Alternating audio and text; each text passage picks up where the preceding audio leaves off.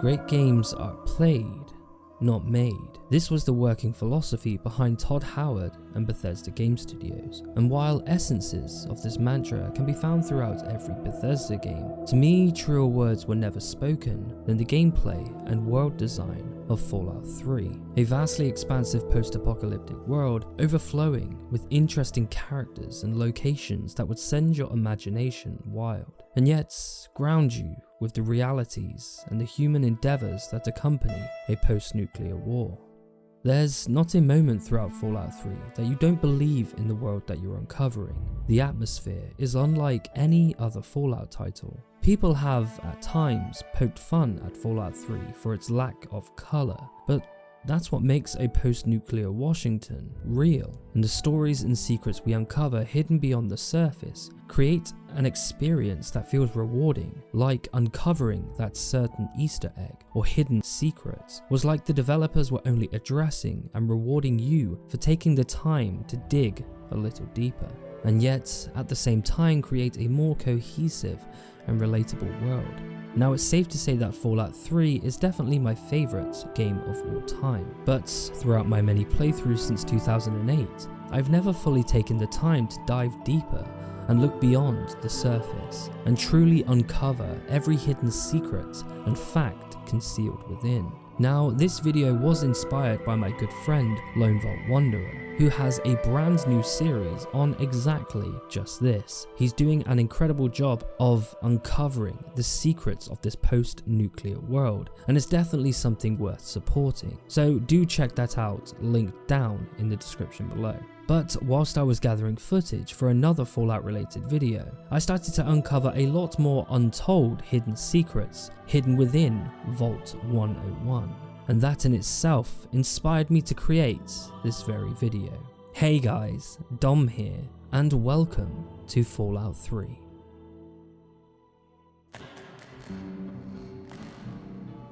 I don't want to set the world on fire.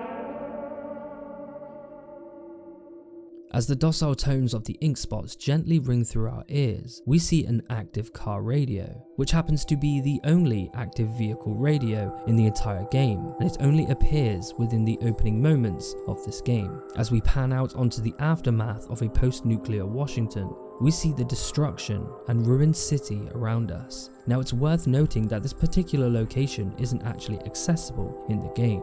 Although if you are on PC, using the console command COC intro 01, you can gain access to this iconic location. Beyond this, we'll pan over to a Brotherhood of Steel paladin, and while on the surface there seems to be nothing visibly wrong with this paladin, looking closely you can see that the paladin actually has a vital design flaw. As you can see, the Brotherhood symbol is located on his/her breastplate, whereas all the other power armors in game feature this symbol on their shoulders. After this, we'll witness the famous intro featuring Hellboy himself, Ron Perlman. Now, this next fact may not actually be in-game, but the original intro for Fallout 3 would have played out a little differently, and was originally designed by the late Adam Adamowicz. Cut to the scene where we are being born, and it's here we will meet our parents, James and Catherine. Now, it's interesting to note that in the main game, we never see what Catherine looks like, her looks, her race, etc. We only hear her voice before she sadly passes away. But using console commands, we can determine that Catherine was in fact an African American woman with short silver hair, likely meaning that she was somewhat older than James, which also means regardless of what race you choose to play as, you will always be a mixed race child. Not only this, but whichever race you do choose to become also determines the race of your father also. This is the reason why in the opening moments of the game,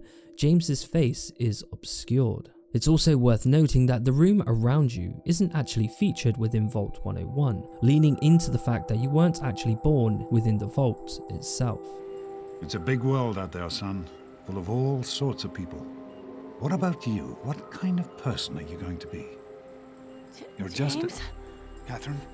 James. Catherine! She's in cardiac arrest. A year has passed, and you'll arrive in a nursery. And once your father has left the room, you are free to explore. Amongst many things you can interact with, you can make the baby babble and talk. But most often than not, the kid will only say the word dada. But there is a little secret hidden within this room. If you crawl over to your mother's favorite Bible verse and interact with it, you'll hear the baby say mama.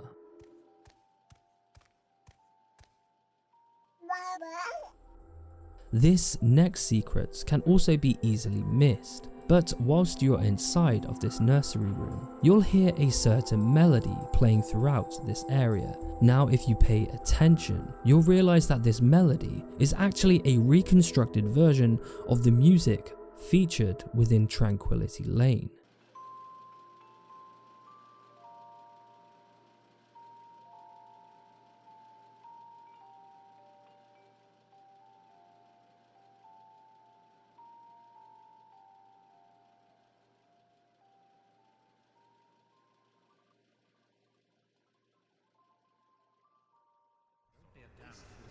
Fast forward 9 years, and you'll be at our 10th birthday party, which includes a plethora of hidden facts and secrets hidden within. Firstly, if you head over to the Vault notice board, you'll find a poster for a bingo night where the featured bingo ball is labelled number 13, and a prize for a week's worth of water rations.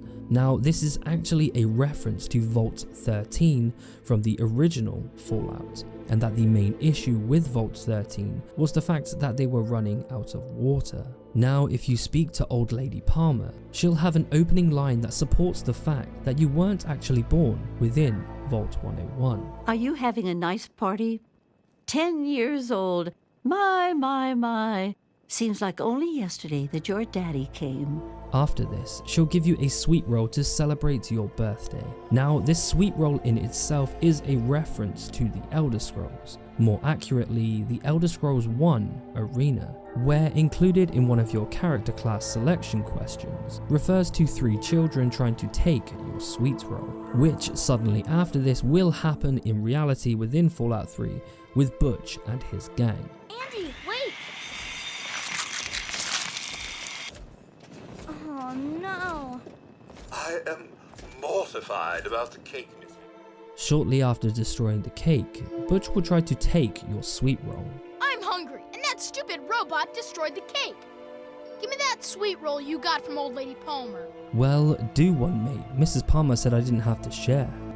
Mrs. Palmer said I didn't have to share. Who's talking about sharing, moron? I want the whole thing. Now, are you gonna give me that sweet roll, or am I gonna have to give you a knuckle sandwich? You look hungry.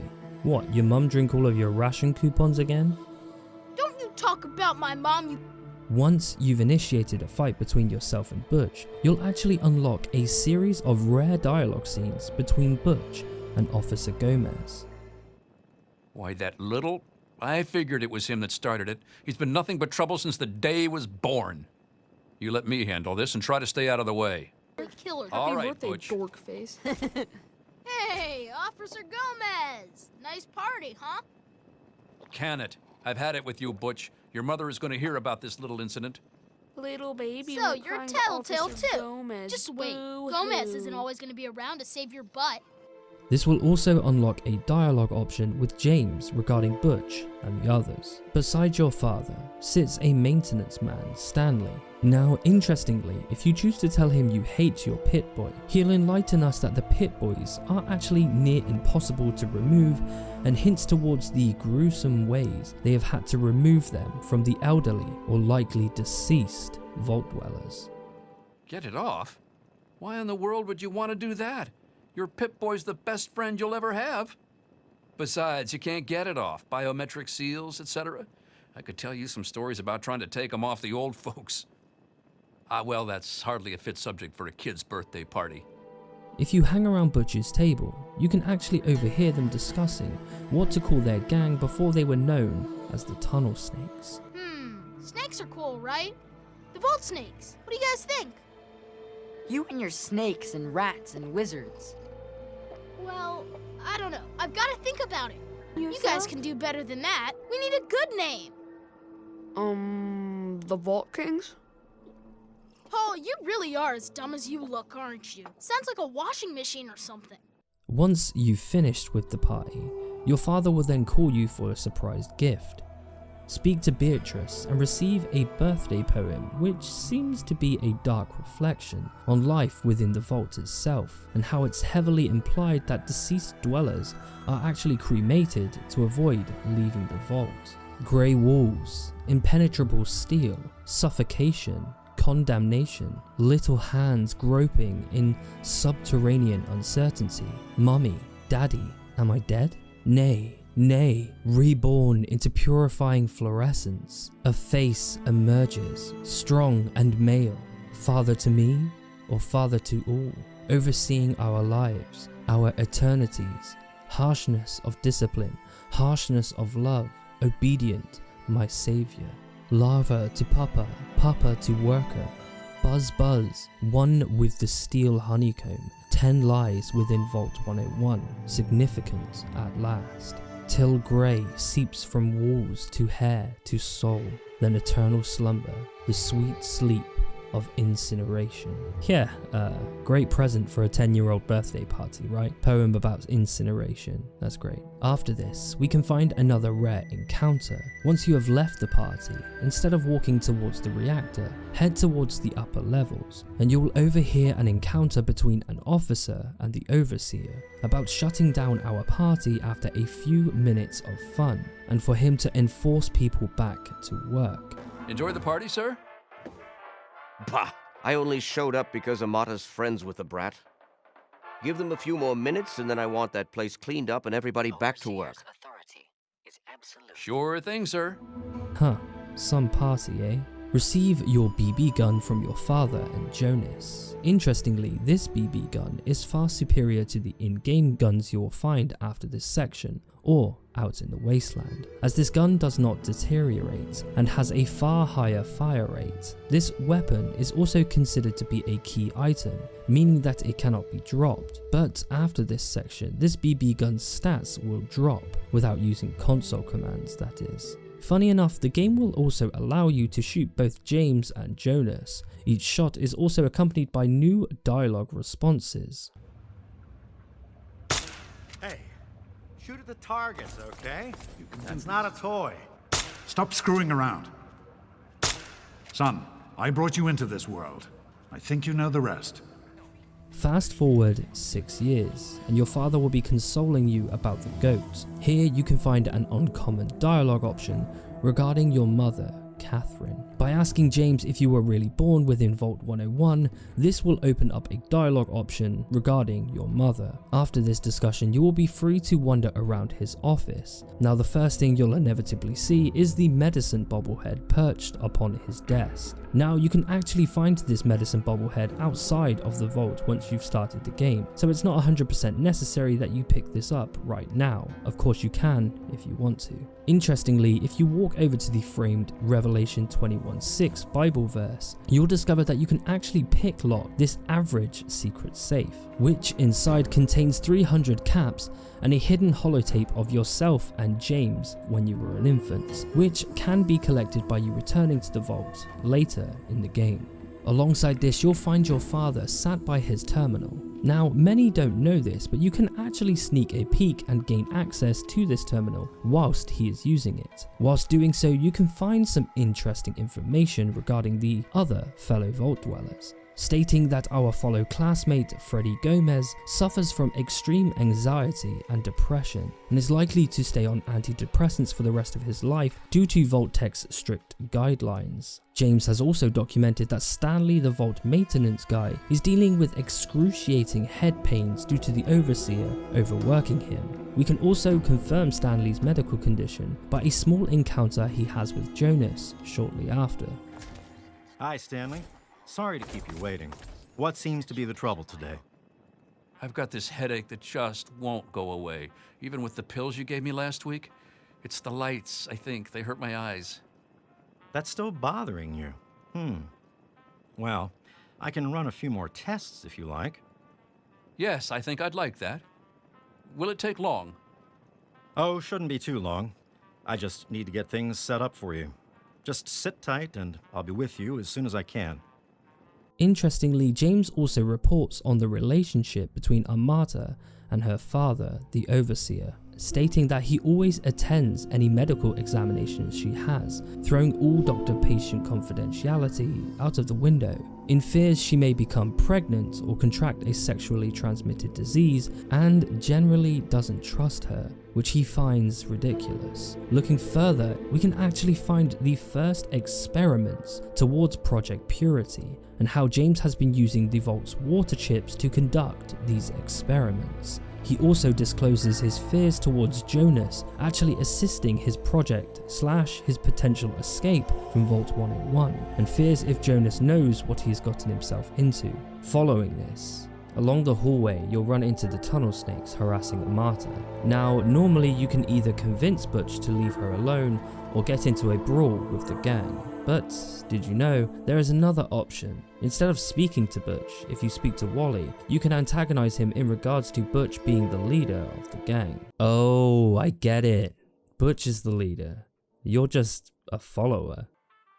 I don't follow anyone. Wally Mack is his own man, and the tunnel snakes is where I belong.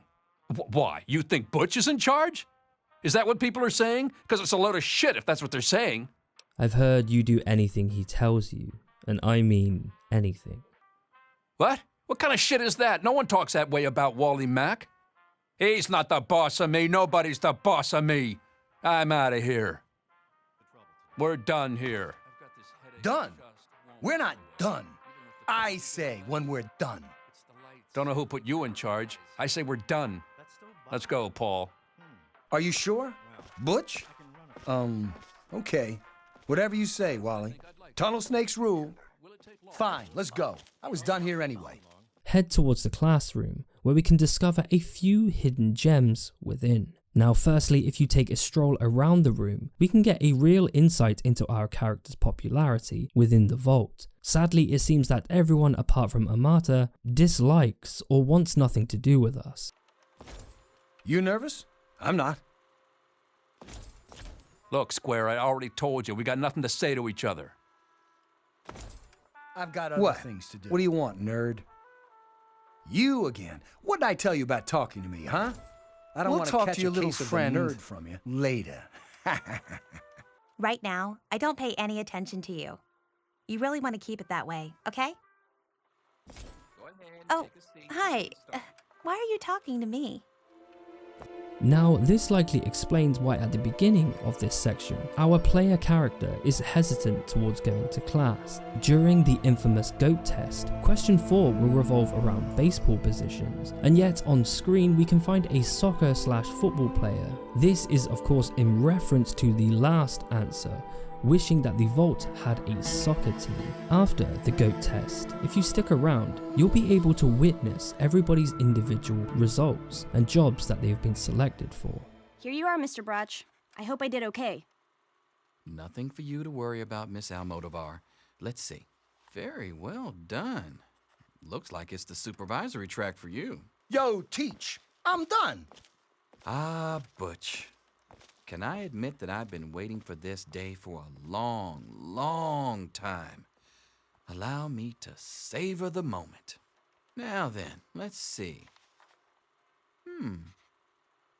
Really? Interesting. You've surprised me, Butch. I didn't think you had it in you. Hairdresser. Who would have thunk it? You're so full of it. That isn't true. Let's see. Yep, just as I thought. You're slated for the engineering track. Congratulations, Mr. Hannon. You've passed the G.O.A.T. Oh, gee. That's not so bad. Engineering, all right. Now, if we wait around long enough, everyone else will disperse, leaving only the teacher and Freddy Gomez. After a certain amount of time, the teacher will actually say out of frustration, I don't have all day, Freddy. The overseer's waiting for these. Funny enough, if we walk over to Freddy Gomez, he'll disclose that he is having trouble answering the last question, which is of course all the same answer, the overseer. I'm thinking of going with overseer for the last one. What did you put? An enlightening fact is that if you choose to disagree on your test results, the teacher will actually reveal to you that the infamous GO.A.T isn't actually accurate at all and is a, in quotes, joke, as well as admitting that he could just change our results if we chose so. Now, before leaving this classroom, it would be a shame not to notice some childish messages on the chalkboard, referencing that the teacher is a crotch and that a one Christine Kendall is easy to get along with, if you know what I mean. Another 3 years go by. You're 19 and the shit hits the fan. Once Amata has informed you of your father's escape, she'll tell you of Jonas's death. As we know from earlier, Jonas was helping James escape, and just as James predicted, Jonas's life was on the line, and yet he still helped him escape. The first items you'll come across are a BB gun and a comic book. Now, these items are interesting, seeing as these are the actual gifts you receive from Amata and your father 9 years prior, and that you as the player character have kept them for all of these years. Shortly after, you'll be confronted by a desperate Butch. You gotta help me! My mom's trapped in there with the rat roaches! Now, after antagonizing him for a little bit, a speech option will become available where you can actually convince Butch to face his fears and kill the roaches to protect his mother. You know what? You're right! They aren't anything I can't handle! Tunnel snakes rule! Funny enough, though you never physically help Butch, he still offers you his Tunnel Snake's jacket as a reward. Now, if we take a moment here, we can unveil the truth behind Butch's mum and her alcoholism, as we can see littered beside the bed 3 completely empty bottles of vodka. And in the other room, as we approach her, we can find her downing straight bottles of vodka whilst saying, God, I could really use a drink right now. Where did those things come from? Oh, I need another drink. This could largely explain Butch's upbringing, his need to surround himself with others, to be the alpha male seeing as there was no father figure around. It's also clear that Butch's mum's alcoholism has always plagued Butch's relationship with his mother, seeing as the speech option that caused the fight at our 10th birthday party was in regards to her drinking. Don't you talk about my mom, you little punk. Try to be look like sorry, you're you little enjoying smart yourself. mouth. Once you've entered the auditorium, you'll run into a married couple, Mary and Tom Holden, looking to escape and even references our father leaving. But normally they'll run into the guards and get themselves killed before we can do anything. But if you are fast enough, you can actually take down the guards, saving both of their lives. Now, something worth noting is that the teacher seemed to be right when it came to the GO.A.T. As further on, we'll run into a security guard, Chief Hannon, one of our former classmates, who originally was on track for engineering and now seems to have a completely different profession. Onwards, and we'll find Amata being interrogated by the Overseer and Officer Mac. Now, interestingly, if you refuse the gun she offers you at the start of this section, when she is threatened by Officer Mac in this interrogation, she'll shoot and kill him with said gun. Officer Mac, don't just stand there! Don't make me take that gun away from you, girlie. Just hand it over. Nice and easy now.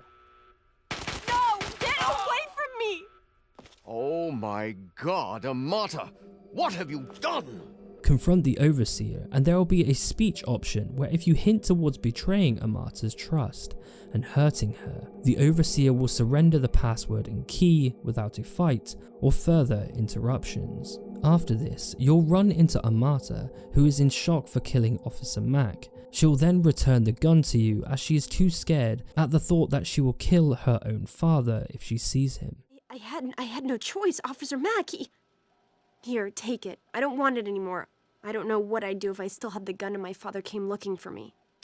Once you have gained access to the Overseer's office, head towards the terminal where we can find some personal messages, one including how the Overseer may have plans to kill Butch. If Butch and his leather-clad delinquents accost Amata one more time, they'll have more to deal with than their acerbic teacher, Their services have come in handy upon occasion, I must admit, but they're starting to become unruly, and if dogs become feral, they must be put down. I'll have to remind Butch of that upon our next meeting. The Overseer has also grown suspicious of James's work and how close Jonas has gotten towards James. The Overseer also references his daughter Amata's upbringing, and it's heavily suggested that her mother may have also died during childbirth, much like our own mother, as he quotes that he has cared for her alone since she was an infant. This can also be confirmed by this family portrait of them both. Amata in this photo is very young, and there is clearly no mother in the picture at this time. Hidden within this terminal, we can also discover that the vault has been opened several times, and that dwellers have gone out to do research in both Springvale and Megaton, and that 2 dwellers were left in Megaton as ambassadors. This to me comes as a surprise, as it's clear that the inhabitants of Vault 101 are clearly terrified of leaving the vault. This can be proven by running out the vault doors whilst being chased by vault security. They'll chase you up until you reach the entrance, then they'll cowardly say this. There he is! I'm not crazy enough to go out there.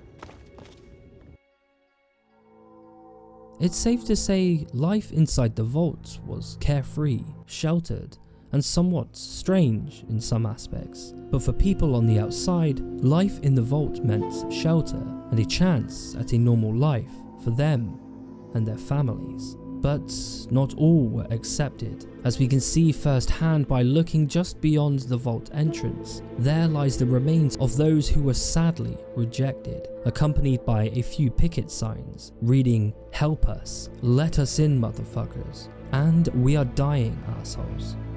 Interestingly, these are likely the remains of the rejected citizens of Springvale, as within the town you can find rejection letters from Vault-Tec, and the fact that the town is now mainly, apart from raiders, completely abandoned. Adding to the morbidness of this situation, if you look above the vault door, you'll find an operating CCTV camera, meaning that whoever was on the other side of this camera had to sit and watch these poor people perish and decay.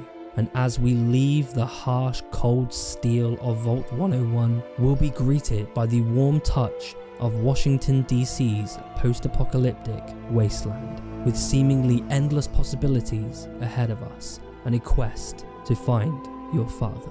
And with that, this has been the untold secrets that lie within Vault 101. I hope you have enjoyed this video, as this was a huge passion project for me. I hope you have learned something new about our favourite vault, Vault 101. Comment down below if you want me to tackle any other locations, or perhaps tackle New Vegas. Best ones get featured in the credits of these videos. And if you liked this video, hit VATS on that like and subscribe button. And until next time, please stand by.